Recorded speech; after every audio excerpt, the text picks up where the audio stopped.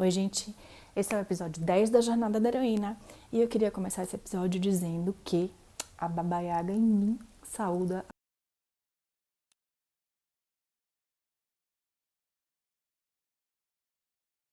Você lembra que lá no episódio 8, onde a gente fala sobre a descida até a deusa, sobre as necessidades da gente se reconectar com as nossas partes sombrias, com essas nossas partes negadas, com essas partes que são difíceis da gente aceitar. Aqui nesse episódio nós vamos falar, então, da etapa da jornada onde a gente tem que incorporar essas partes rejeitadas no sentido mais profundo da palavra. A gente precisa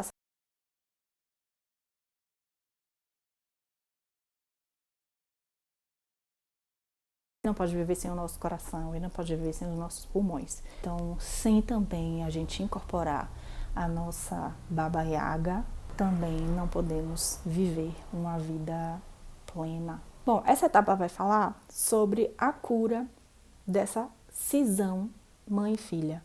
Aquela que aconteceu lá na primeira etapa, onde a gente se separou do feminino e que permaneceu dentro de nós, doendo e presente até hoje, e que em psicologia a gente chama dos nossos complexos maternos. Então aqui nessa etapa a gente tem que olhar para o que são esses pontos carregados de afeto que a gente segue reproduzindo pelo mundo. Como que a gente vai conseguir então de fato curar essas partes nossas que precisam receber afeto, amor para poder amadurecer. Curar a cisão mãe e filha não significa que a gente tem que fazer as pazes com a nossa mãe pessoal.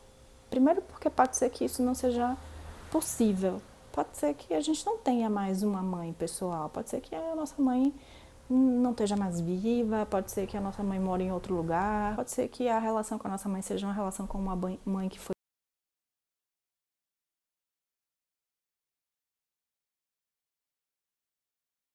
É importante nessa etapa da jornada a gente entender que existe uma mãe interna.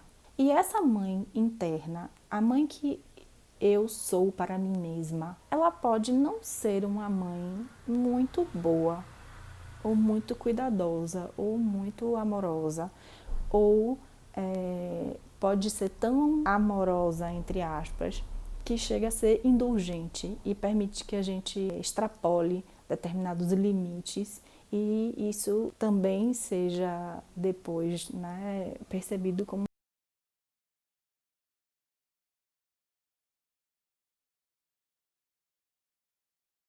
e curar a relação que existe entre a mãe que mora em mim e a filha que mora em mim.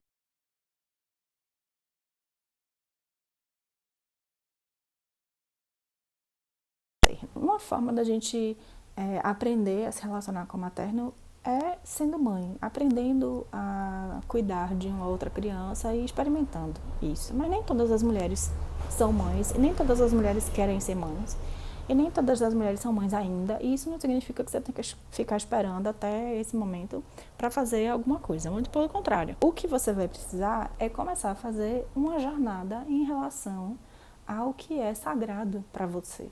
Então, como você se relaciona com o sagrado, como você se relaciona com isso que é divino, é o que vai te levar a uma cura dessa cisão. E aí, para mim, é super importante fazer um grande parêntese, porque hoje em dia, e de uns tempos para cá, tem se falado muito no feminino sagrado, no resgate do feminino sagrado, na importância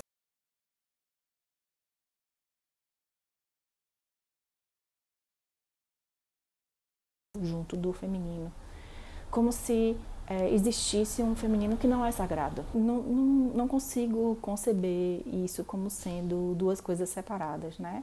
Sagrado é o que tem a ver com o que foi consagrado, o que foi entregue, o que foi tornado sagrado pelo ato de servir, pelo ato de venerar e pelo ato de se dedicar. Então, algo se torna sagrado quando a gente se dedica àquilo. Você pode ter muitas maneiras de se aproximar do que é divino e do que é sagrado.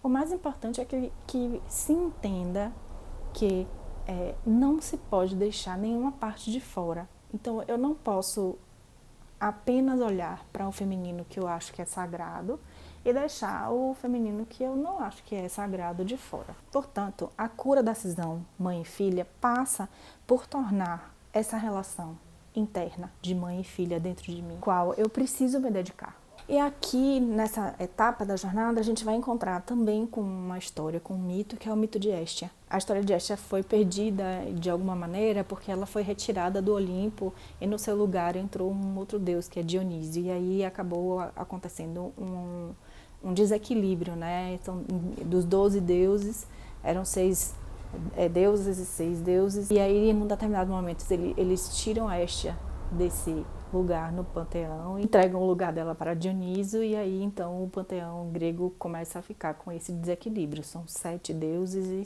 5 deusas. Só que isso é um paradoxo extremamente interessante, porque apesar de Hestia não estar presente no panteão, ela é a deusa que está mais presente na casa de todos os seres humanos que viveram na época em que os deuses eram adorados na Grécia.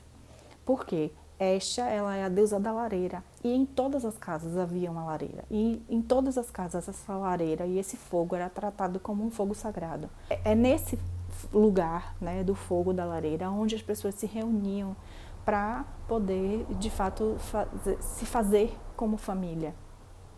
E uma das histórias que se conta a respeito dessa veneração a Hestia, né, é que quando uma filha se casava, a mãe pegava um punhado daquele fogo que estava ali na sua lareira, né, pegava algumas brasas e transportava essas brasas para acender a lareira da casa da sua filha.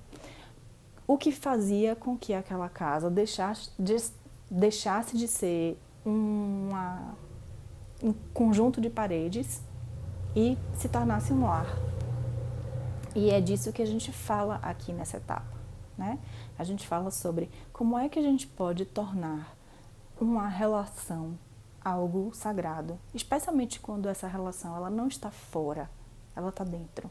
Como é que a gente consegue criar nossos próprios rituais para que a gente possa tratar a nós mesmas e especialmente ao nosso corpo como algo sagrado? Você pode fazer isso de diversas maneiras. Você pode fazer isso quando você toma banho, você pode fazer isso na hora que você se veste, do jeito que você se maquia, ou criando os seus rituais para dormir, ou até criando rituais que tenham a ver com espiritualidade, se você se interessa por isso, de repente criando seus rituais de conversa com Nossa Senhora ou de veneração de outros deuses de outras religiões, ou até fazendo isso no cuidado com o seu jardim, né? Enfim, na forma como você arruma e limpa a sua casa.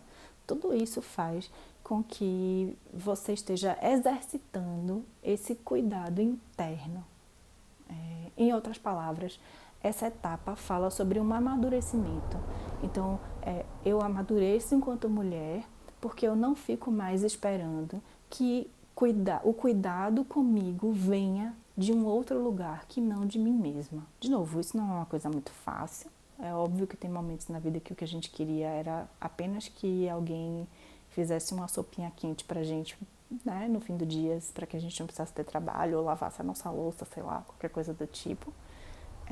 Isso pode acontecer e provavelmente vai acontecer no momento em que a gente cria os nossos círculos de mulheres e os nossos círculos de amigas e de pessoas que estão no nosso entorno e com quem a gente consegue compartilhar a nossa vida. E a gente possa, de fato, fazer com que todo esse aprendizado da jornada da heroína comece a ser aplicado na prática. A Maureen Modoc fala que precisamos recuperar o poder do feminino e que fazemos isso abrindo mão da dor e da raiva para que possamos nos amar.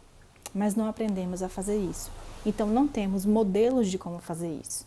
E é aqui que acontece uma coisa muito importante e muito mágica, que é o poder do grupo. O poder de estar em grupo com outras mulheres. E é por isso que eu faço esse trabalho.